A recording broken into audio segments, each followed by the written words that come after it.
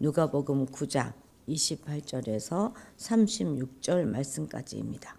누가복음 9장 28절에서 36절 말씀까지 한 목소리로 읽겠습니다.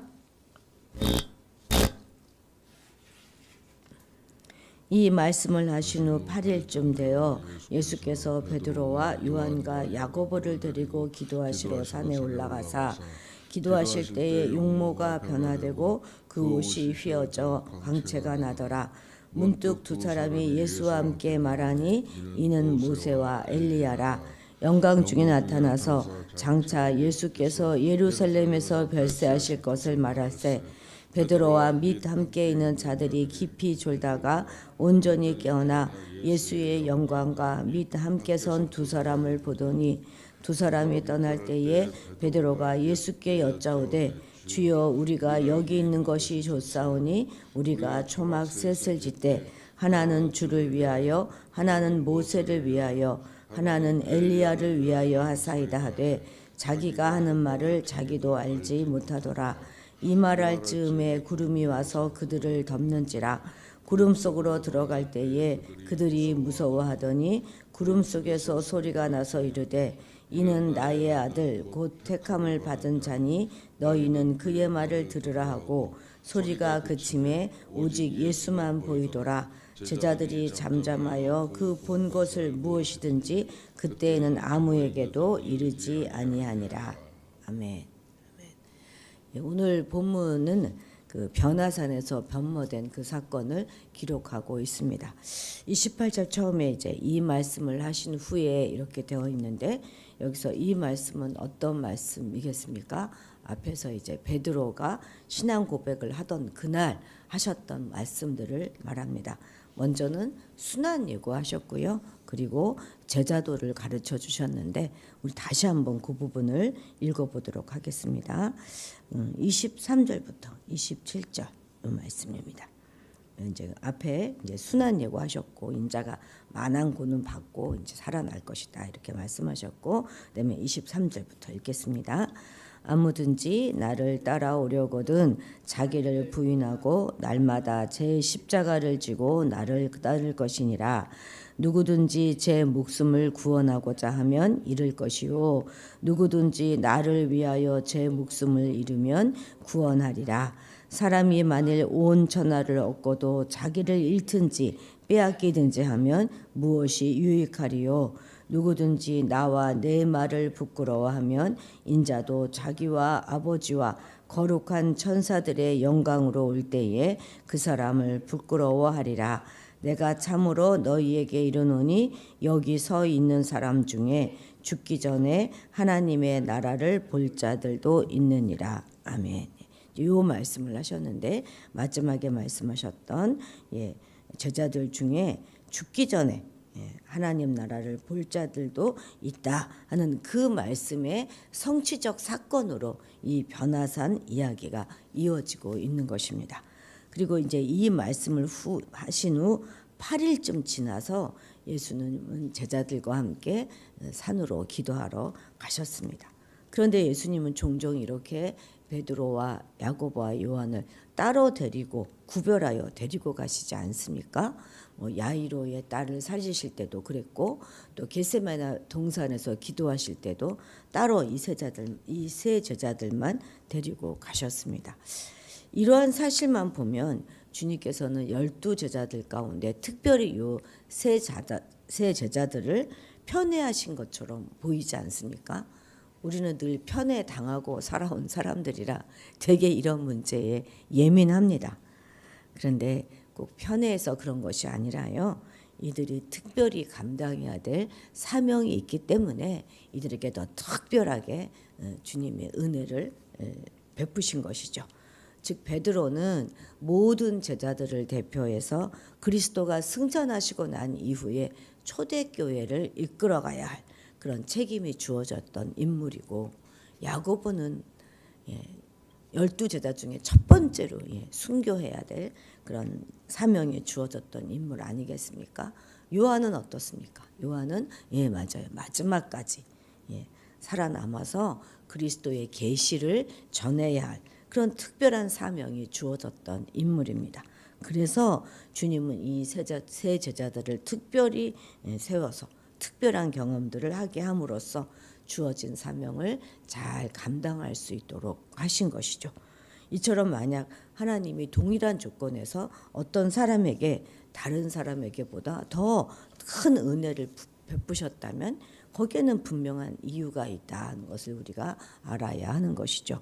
더 큰 사명을 감당하기 위함입니다. 만약 내가 다른 사람들보다 더 큰 은혜를 입었다면 이것을 깨닫고 그것을 자랑한다든지 교만의 기회를 삼으면서 사명 감당에 소홀히 한다면 그 사람의 교만과 불성실함을 하나님께서는 엄히 징계하실 것입니다. 그래서 우리는 늘 그냥 주어진 만큼 충성하고 겸손하게 사명 감당하는 그런 자들이 되어야 하겠습니다. 29절 같이 읽어볼까요?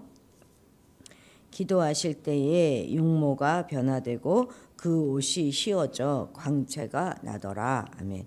그런데 이처럼 주님의 영광스러운 변형은 그냥 갑자기 일어진 것이 아니라 기도하는 중에 일어났다는 거예요. 기도할 때에 오직 누가만 이 놀라운 사건이 기도하시는 가운데 일어났다 이렇게 기록하고 있습니다. 이 누가복음에서 예수님은 자주 기도하세요. 누가는 걸 자주 기록한 수입니다. 기도는 하나님의 계획을 깨닫고 받아들이는 중요한 통로임을 누가는 늘 강조하고 있는 것이죠.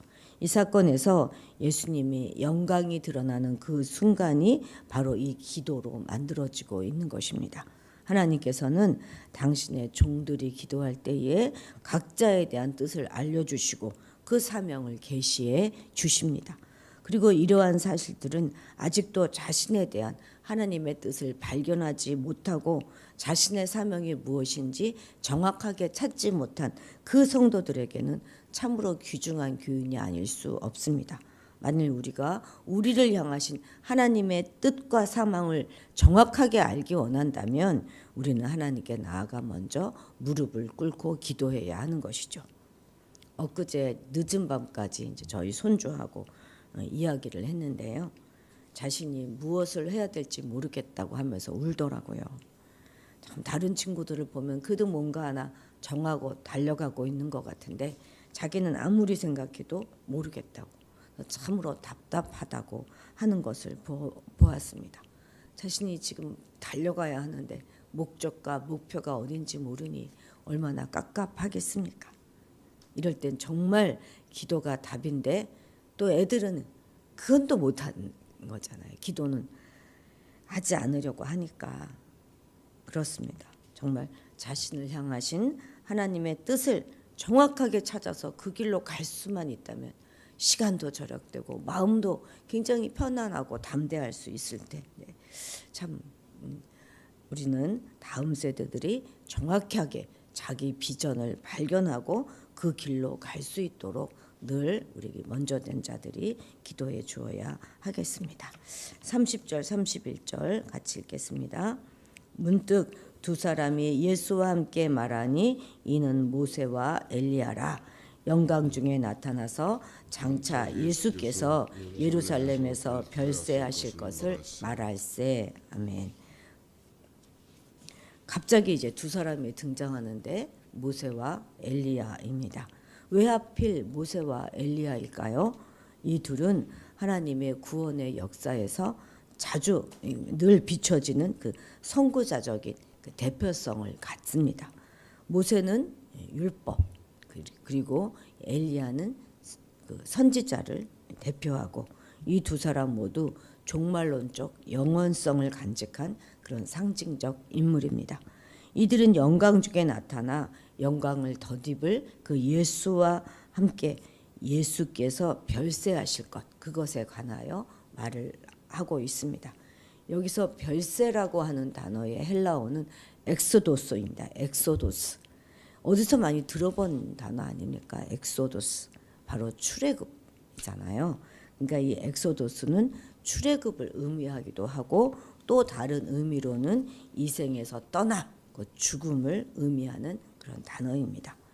별세, 그러니까 엑소도스는 단순히 죽음을 의미하는 것이 아니라 구약의 출애굽과 연결되어서 하나님의 백성을 구원하는 예수님의 사명을 상기시켜 주는 것이죠. 모세가 이스라엘 백성을 출애굽시켰듯이 우리 예수님의 별세는 모든 믿는 자들을 죄와 사망의 권세에서 엑소도스 건져내실 것이기 때문입니다. 이 사건은 예수님의 죽음을 넘어서 궁극적인 구속과 승리를 가리킵니다. 영광은 오직 고난과 죽음을 통해서 이루어지고 변화산에서의 영광은 십자가의 고난 끝에 있을 부활과 승리의 영광을 미리 앞당겨 보여주는 것이죠. 예수님은 십자가와 부활을 통하여 모든 사람을 위한 새로운 출애굽을 이루실 것입니다. 32절 같이 읽겠습니다. 베드로와 및 함께 있는 자들이 깊이 졸다가 온전히 깨어나 예수의 영광과 및 함께 선 두 사람을 보더니, 아마도 베드로와 요한과 야고보는 아주 밤낮 없는 그런 사역에 몹시 지쳐있고 피곤해 있었던 것 같습니다. 깊은 잠에 빠져있던 이들이 급작스럽게 깨어났어요. 아마도 그 예수님에서부터 나오는 그러면 신비한 광채와 또 예수님이 이 모세와 엘리야와 이렇게 대화하는 그런 말씀의 소리에 깨어났을 것입니다. 그렇다면 지금 비몽사몽간에 환상을 보고 있는 것은 아닐까요? 이것을 의식했는지 누가는 뭐라고 적습니까? 온전히 깨어났다 이렇게 덧붙여 놓고 있습니다. 그래서 이 세 제자가 목격한 것이 환상이 아닌 실제 사건이다 이렇게 강조하고 있는 것이죠. 베드로는 엉겁결에 초막 셋을 여기다 짓고 이곳에 머물자 이렇게 말씀합니다. 예수님이 예전에 자기 배에 오르셨을 때 나를 떠나소서 이렇게 말했던 베드로잖아요. 그런데 이제는 여기가 좋사오니 이렇게 말하고 있습니다. 좀 배포는 좀 커진 것 같은 느낌이 들지만 왠지 좀 순수함이 좀 사라진 것 같은 그런 느낌도 들지요. 어쨌든 베드로의 이 제안은 당시 풍습으로 보면 그렇게 뭐 잘못된 거 아닙니다. 이 당시는 유대 사회에서는 귀한 손님을 위해서 천막을 지어가지고 대접하는 그런 관습이 있었기 때문이죠. 그런데 이런 제안은 얼핏 보면 그럴듯하지만 실상은 하나님의 뜻을 정확하게 역행하는 것이 아닐 수 없습니다. 왜냐하면 예수님은 여기 머무르실 분이 아니라 이제 예루살렘으로 가셔서 십자가를 지셔야 할 분이기 때문이죠. 별세할 걸 지금 앞에서 논의했지 않습니까? 그리고 모세와 엘리야 역시도 여기 머물러 있어야 될 사람들이 아니라 하늘로 올라가야 될 자들입니다. 그러니 지금 여기 머물자 하는 이 베드로의 제안은 완전히 어리석음의 극치를 나타내고 있는 것이죠. 이러한 그의 제안은 십자가 없는 영광만 누리겠다 이렇게 말하는 것입니다. 예수님께서는 방금 우리가 앞에서 읽어봤잖아요. 제자도를 말씀해 주셨단 말입니다. 누구든지 나를 따라오려거든 자기를 부인하고 자기 십자가를 지고 나를 따르라 이렇게 하셨는데 그냥 여기 앉아서 영광만 누리자 이렇게 말하고 있는 것이죠. 그리고 방금 앞에서도 예수님께서는 예루살렘에서 별세하실 것에 대하여 말씀하셨잖아요. 그런데도 불구하고 베드로는 여기가 좋사오니 주님 여기서 내려가지 마시고 여기 계십시오 하는 것입니다. 그러니까 지금 하나님의 일보다 사람의 일을 먼저 생각하고 있는 것이죠. 이것이 바로 우리 인간들의 실상입니다. 우리 인간들은 언제나 고난 없는 영광만 추구합니다. 갈벌이 없는 변화산만 좋아해요. 고난은 아예 생각조차 하기 싫어합니다. 그러나 우리가 반드시 알아야 할 것이 있는데 그것은 변화산의 영광은 주님께서 갈보리 십자가를 지신 이후에 온전히 얻을 것이다 하는 그 사실입니다. 그러니까 갈보리의 고난은 변화산의 영광을 온전히 얻기 위해 반드시 거쳐야 하는 과정인 것입니다. 갈보리의 고난이 없다면 변화산의 영광 역시도 성취될 수 없습니다. 우리가 갈보리 십자가의 길을 가지 않으면 변화산의 천국의 영광은 얻지 못하게 될 것입니다. 우리 함께 변화산에서부터 내려와서 갈보리 십자가의 길을 가십시다. 주님을 위해서, 하나님 나라의 복음을 위해서 우리 기꺼이 이 땅에서 모든 영광을 포기하고 고난의 길을 가기를 마다하지 말아야 하겠습니다. 자, 34절 같이 읽어볼까요? 이 말할 즈음에 구름이 와서 그들을 덮는지라. 구름 속으로 들어갈 때에 그들이 무서워하더니. 그래서 이후에는 이제 하나님의 음성과 함께 보이는 분은 오직 예수 그리스도 한 분뿐이셨습니다. 물론 모세와 엘리야 아주 위대한 믿음의 영웅들이죠. 그러나 아무리 그들이 위대한 인물이라 할지라도 예수 그리스도 앞에서 그들은 종이고 사환에 불과할 따름입니다. 그들이 전한 율법과 예언은 그리스도 복음의 그림자에 불과해요. 그러니 이제 실체가 오셨고 주인이 오신 그리스도께서 오셨을 때 그들은 마땅히 뒤로 사라져야 하는 것입니다. 우리가 복음을 전할 때에도 우리는 사라지고 오직 그리스도만 나타나야 할 것입니다. 세상에 드러나야 될 것은 내가 아니라 오직 구주 예수 그리스도이십니다. 혹자는 그리스도를 전한다고 하면서 막 자기 자랑에 도취되어서 자기를 막 드러내는 경우도 있습니다만 이것은 크게 잘못된 것이죠. 요즘 전도하면서요, 교회 자랑하고 담임 목사 자랑하라 이렇게 가르치는 전도 훈련법이 있습니다. 근데 그건 아니죠. 교회도 담임 목사도 다 온전치 못합니다. 다 실수투성이에요. 교회 보고 또 담임 목사 보고 교회 나오면 그게 얼마나 가겠습니까? 그것은 다 본질이 아닙니다. 이런 것은 다 본말이 전도된 그런 행위죠. 이런 것들은 모두 자기의 본분을 망각한 행위이고 하나님의 영광을 가로채는 사단적인 행위인 것입니다. 우리는 주님의 종이요 그분의 도구에 불과할 따름이라는 사실 명심해야 하겠습니다. 우리는 복음을 증거할 때 언제나 주의하여서 우리는 감추고 오직 그리스도의 영광과 하나님만 드러나도록 해야 하겠습니다. 기도하시겠습니다. 우리가 주를 따라가는 주의 제자들임을 한시도 잊지 않게 하옵소서. 그래서 고난 없는 영광만 취하려고 하는 어리석은 자들이 아니라 자기를 부인하고 자기 십자가를 지고 주를 따라가는 그런 자들이 되게 하옵소서. 변화산에 머물려고 하는 자들이 아니라 기꺼이 갈보리 고난의 길을 묵묵히 순종함으로 따라가는 우리가 되게 하옵소서.